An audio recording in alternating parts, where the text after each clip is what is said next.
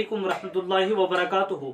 सामिन किराम, मौत का कुछ नहीं पता है। मौत कब आ जाए, मौत कभी भी और किसी भी वक्त आ सकती है, चाहे वो खुशी का मौका हो, चाहे वो गम का मौका हो।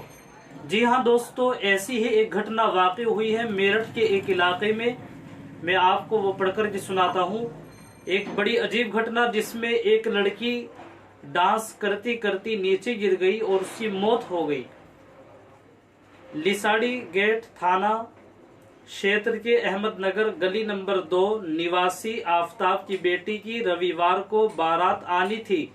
इसी के चलते शनिवार रात घर में हल्दी का प्रोग्राम चल रहा था।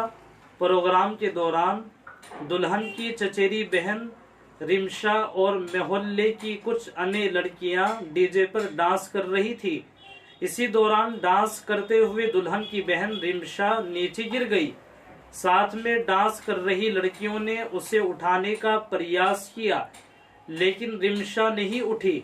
इसके बाद परिवार के लोग रिमशा को लेकर एक निजी डॉक्टर के पास पहुंचे, जहां डॉक्टर ने रिमशा को मौत का कारण बताया, यानी इसकी मौत हो गई है। और हादसे के बाद युवती के परिवार वालों में हलचल मच गई।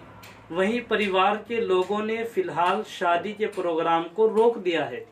सामिन किराम, मौत का कुछ नहीं पता है, कभी भी और किसी भी वक्त आ सकती है।